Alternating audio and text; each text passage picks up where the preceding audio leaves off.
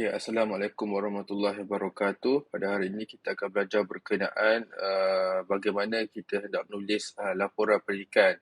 So basically kuliah pada hari ini kita akan tengoklah bagaimana kita laporkan bahagian dapatan kajian dan juga bagaimana kita hendak kita hendak menghasilkan uh, tajuk last kali itu perbincangan discussion ataupun ni lah. So dalam discussion tu ada bahagian yang di mana kita akan mengulas ataupun kita akan memperkembangkan lagi dapatan kajian kita itu. Kita akan memberi justifikasi ataupun rasional ataupun kupasan lebih mendalam mengapa dapatan kajian kita berbentuk sedemikian ataupun mengapa dapatan kajian kita membuktikan perkara yang lain selain daripada apa yang kita jangka kan daripada analisis yang kita lakukan tu kan. Kita expect result kita macam ni tapi dia dapat lain pula katanya. Jadi bagaimana kita hendak membagi sebab ataupun justifikasi untuk menerangkan mengapa result kita menjadi berlaku, mengapa result kita jadi macam tu lah kan. So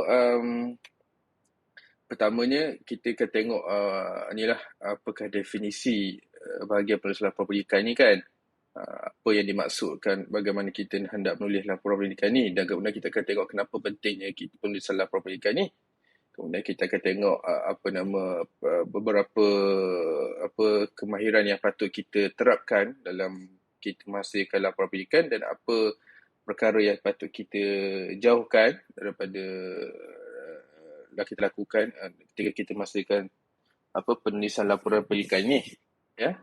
Okey, kalau kita tengok definition dia, result section of the paper ni kan, tak semestinya research paper tapi tesis juga adalah di mana tempat kita melaporkan dapatan kajian kita berdasarkan informasi yang kita kumpul daripada analisis data yang kita lakukan daripada metodologi yang kita lakukan, yang kita implementkan kan. So bagi dapatan ni basically dia akan nyatakan apa dapatan kita sebab dan dalam laporan kita tu tak ada sebarang bentuk unsur-unsur ketidakadilan, unsur-unsur berat sebelah kan. Kita laporkan ni as it is. Result tu as it is without any perspektif yang berat sebelah, perspektif yang ada unsur ketidakadilan seperti disebut tadi lah kan. Dan ini disusun dalam bentuk yang logik kan. Dari kalau kita biasa laporkan dapatan kita ikut biasanya kita ikut susunan objektif kita kan. Kalau objektif pertama kita nak tengok dapatan A, kita laporkan dapatan A dulu, and then objektif kedua dapatan B kan. So kita laporkan dapatan B dan seterusnya kita ikut sequence dan susunan objektif tu kan. Dan dapatan kita tu kita ikut betul-betul susunan objektif. So kenapa kita susun macam ni, supaya pembaca ataupun dia panel pemeriksa kan, panel pemeriksa tesis kan, dia boleh ikut betul susunan pelaporan dapatan tu menimbulkan sebarang confusion lah kan, sebarang kemusykilan, sebarang unsur di mana mereka tidak faham susunan tulisan tu kan. Sekali mereka lost. Jadi ini akan jadi satu perkara yang serius lah kalau berlaku sedemikian kan.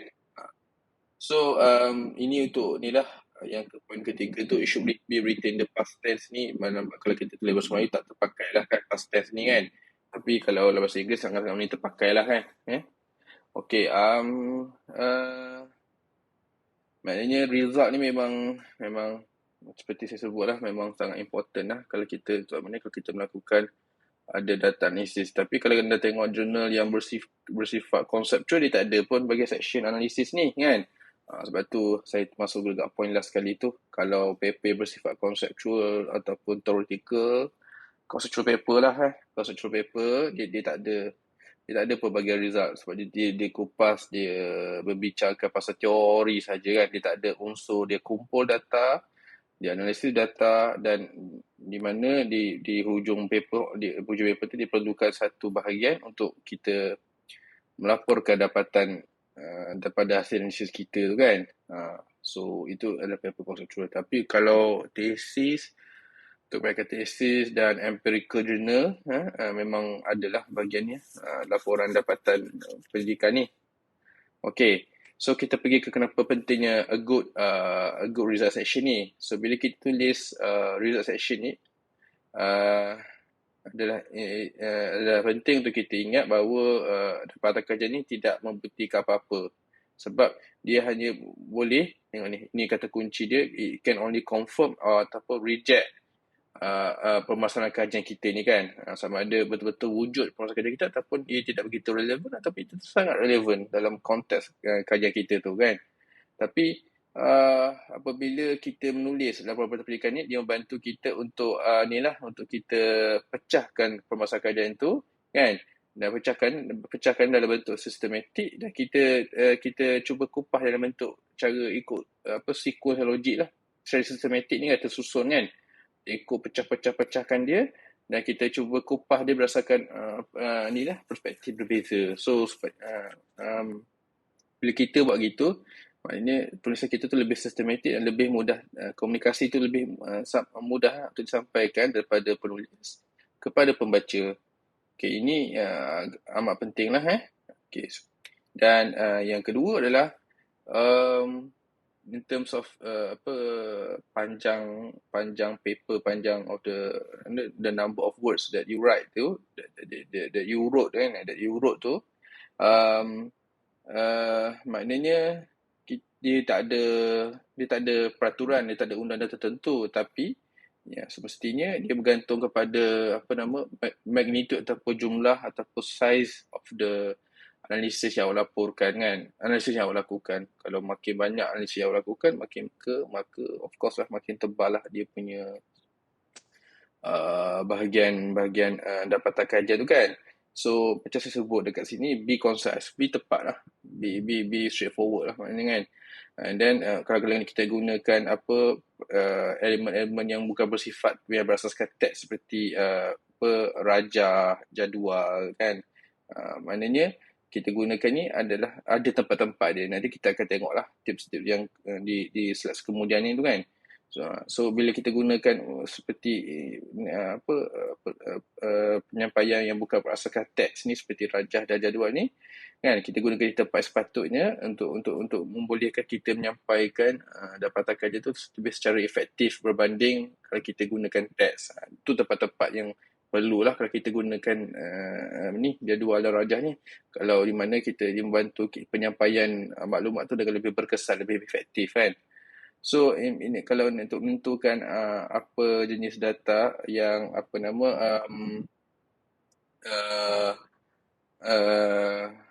dalam bahagian dapatan ni kan, kita mesti kena tahu nak bezakan dapatan mana yang relevan untuk dimasukkan dan dapatan mana yang tak penting dimasukkan kan.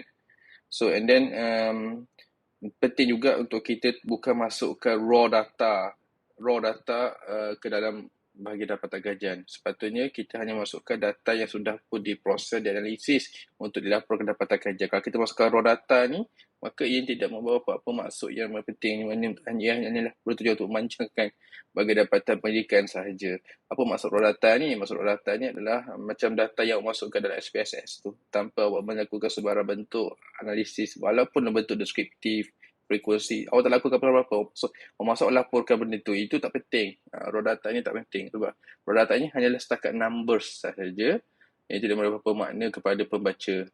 Pembaca lebih kepada menekankan kepada apa yang boleh kita interpret, yang kita boleh simpulkan daripada raw data tu. Bagaimana kita nak dapat arrive to, bagaimana kita nak dapatkan interpretation dan kesimpulan daripada raw data tu. Of course lah korang kena jalankan dulu korang punya bahagian, iaitu menjalankan analisis data yang sepatutnya bagi menjawab objektif kajian atau menjawab hipotesis tu kan, untuk memenuhi hipotesis kajian.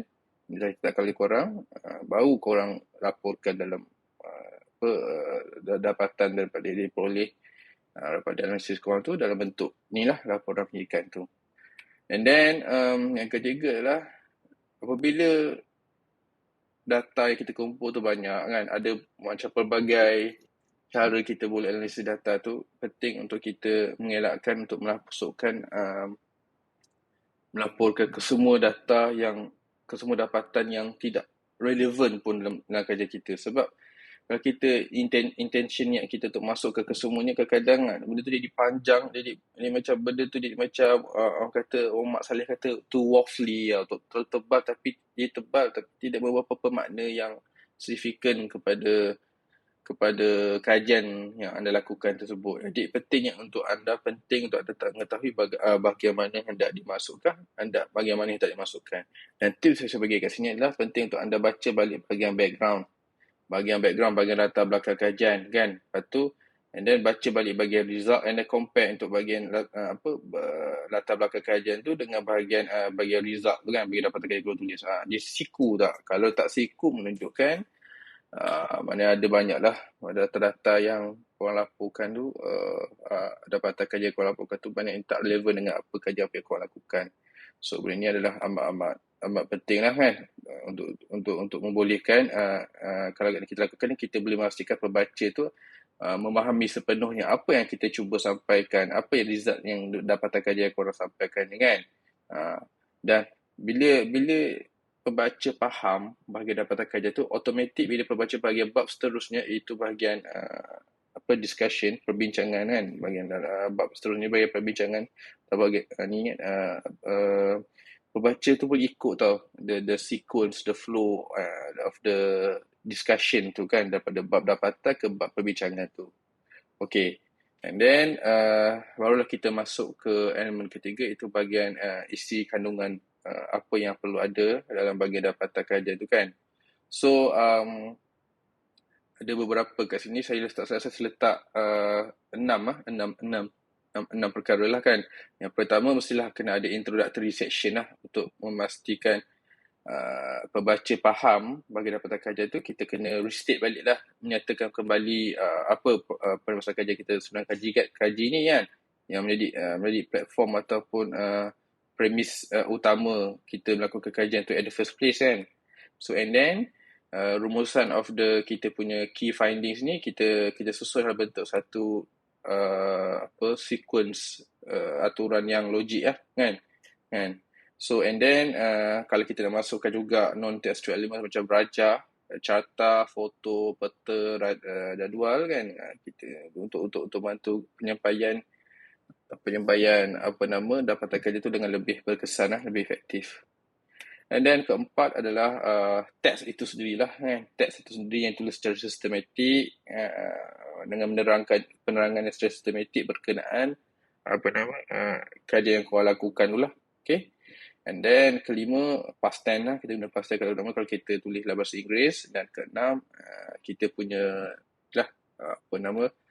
panjang of the length of the writing kita buat tu, kan. Length kita tu bergantung kepada kita punya jumlah dapatan kajian yang relevan yang di-generate daripada hasil analisis kajian yang kita lakukan tu, kan. Okay, ingat bila kita gunakan teks ataupun visual aid ni seperti rajah, jadual, carta, peta dan sebagainya, kan, kita ingat kita ni sebenarnya kita menulis laporan, kita bukan lukis laporan, kan. Bahagian teks tu adalah bahagian yang utama. Bahagian grafik seperti rajah, carta, peta tu adalah digunakan untuk menyokong teks laporan kita tulis tu, kan. Supaya dapat membantu penyampaian komunikasi kepada pembaca tu dengan lebih berkesan lah. Okey, ini adalah contoh, saya bagi contoh bagaimana menulis laporan dapatan kajian ni, kan. Macam belah kiri ni, dia letak carta sahaja. Macam ni, tanpa sebarang bentuk. Okey, penerangan. Ni ada sini, SKBT from figure 2. Ada 21% dia yang tahu bagaimana untuk ke CPR, letak carta sini, kan. And then ni dia letak penerangan. Kenapa result macam ni, kan. Apa yang dia boleh komen daripada dapatan inilah. Okay. So and then bila kadang-kadang ada yang findings tu dapatan kita bersifat terlalu simplistik sangat, dia tak perlu ke bantuan daripada visual aid seperti carta, just straight away tulis teks sahaja, kan. And then sebab tu janganlah kita ingat kita sebagai penulis kita perlukan masukkan visual aid, kan, seperti carta, peta, gambar rajah apa semua untuk setiap dapatan kita tulis. Tak semestinya. Kita hanya letak kat bahagian mana kita rasa perlu sahaja. Sebab kadang-kadang bagaimana kita nak menentukan kat tempat mana kita perlukan tu. Kalau finding tu bersifat kompleks kan. Dan anda rasa benda ni hanya boleh disampaikan lebih berkesan dalam bentuk visual aid kan. Dan diikuti, disusuli dengan teks bagi menerangkan dapatan kajian tersebut kan.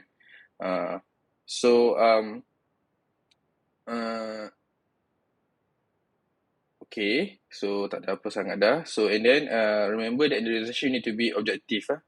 So bila kita kena to be objective ni maksudnya kita tak boleh kita boleh bersifat bias. Kan macam saya sebut di awal kuliah tadi, kita tak boleh bersifat bias, kita boleh bersifat berat sebelah, kita tidak boleh masuk ke unsur ketidakadilan dalam bagaimana kita melaporkan dapatan kajian ni kan. Ni contohnya, the survey shows that an overwhelming, perkataan ni overwhelming perasaan kita ni, betapa tingginya 83% that financial cyberbullying is not necessary, tak boleh. Ada disappointing finding, kita rasa kecewa dengan finding ni, kita tak boleh masukkan perasaan kita ni. Instead, kita patut tulis macam ni lah. Maknanya kita patut tulis without the perkataan overwhelming, without disappointing finding ni. Tutup titik sini sudah cukup. Titik sini overwhelming dia buang. The survey shows that there are 83% of the respondent feel that financial cyberbullying is not necessary. Titik dah. Habis gitu je kan. So itu sajalah cara yang sepatutnya kita lakukan dalam kita melaporkan dapatan kajian lah. And then reporting data melibatkan more than just macam melaporkan secara bentuk deskriptif saja kan. Sebab bila kita tulis, kalau kita tulis macam ni, kata belah kiri ni saja kan. Belah kiri ni saja, kita report je, kita tulis describe saja kan. Tapi kita kena juga masuk kat bagi elemen interpretasi kita. Kenapa dapatan kajian kita ni bersifat sedemikian. Kan? Kita masuk ke sikit penerangan. So baru kita pembaca tu tak rasa boring ke, dia baca data boring, dia macam bersifat monoton, dia linear, dia baca bentuk data je, korang report data tanpa sebarang bentuk penerangan bagi memberi framing of the issue, ataupun konteks tu dia dapatan yang korang tulis tu. So perkara ini adalah penting lah kan. Bagaimana ini melibatkan kemahiran berfikir secara kritikal, bagaimana kita interpret data, dan juga melibatkan kemahiran menulis yang baik, yang kompeten lah untuk bagikan penyampaian maklumat interpretasi kita sampai tu siku dengan data kita laporkan dan ianya logik. Memang kenalah, memang logik lah dengan apa cara kita interpret data tu dengan data yang dilaporkan tu. Okay, so and then kita juga kena guna bahasa yang sesuai lah, bahasa pelaporan yang sesuai. Macam ni ada 4 contoh saya bagi kat sini. Macam contoh the survey, sumber yang kita tulis tu berapa persen apa, shows that, apa finding dia kan. It can be seen, ni apa dia, kita punya comment, and from the survey, that, apa finding apa kan. From the survey, it was found that the majority, as can be seen from the response to question about. So ini adalah contoh-contoh perkataan structure bahasa atau pelaras bahasa yang kita boleh gunakan bagi kita melaporkan dapatan kajian. And then ini adalah contoh-contoh lah saya bagi bila masa kita nak laras bahasa atau structure bahasa sesuai lah kan dalam melaporkan dapatan kajian kan.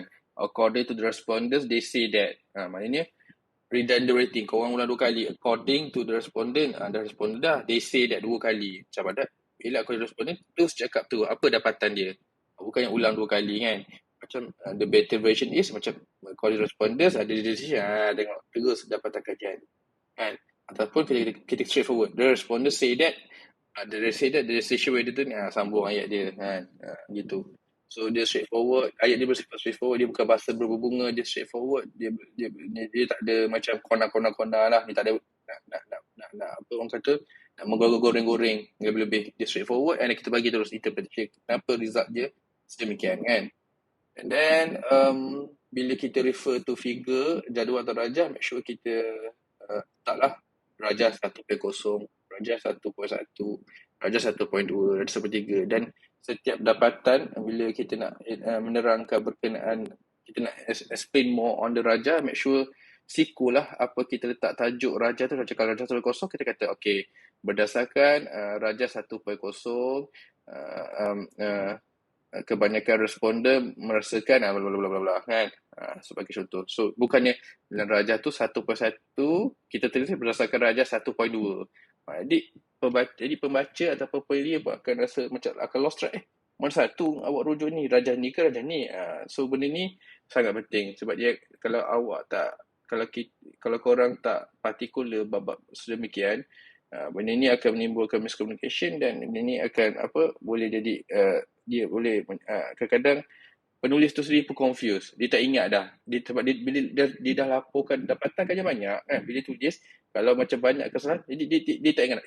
Yang ni saya tulis kat bahagian ni refer kat raja mana, refer kat raja mana, ke raja ni ke, raja ni ke. So benda ni adalah penting lah. Okay. And then ni dah kan correct version ni kan. Referring to figure 1, we can see that only 50% of the respondents kan. It's you and the reader who are referring to the figure. We can see that only ni kan. You can also use this figure 1 shows that only 50% respondent. As figure 1 shows only 50% respondent. As figure 1 only 50% respondent kan. So ini adalah contoh-contoh bagaimana kita hendak menggunakan rujuk kepada gambar rajah secara tepat lah kan. Dalam bahasa Melayunya, rajah 1 menunjukkan terdapat 15%. Seperti diilustrasikan dalam rajah 1 sebanyak 15%. Seperti yang boleh lihat dalam Raja 1, hanya 15% daripada responden, bla bla bla bla. So, ini adalah yang inilah penting lah kan. Okay, and then saya rasa setakat itu sahaja kuliah kita pada ini. So, terima kasih kerana sudi mendengar kuliah kita pada ini dan saya ucapkan selamat maju jaya kepada anda semua. Okay, Assalamualaikum warahmatullahi wabarakatuh.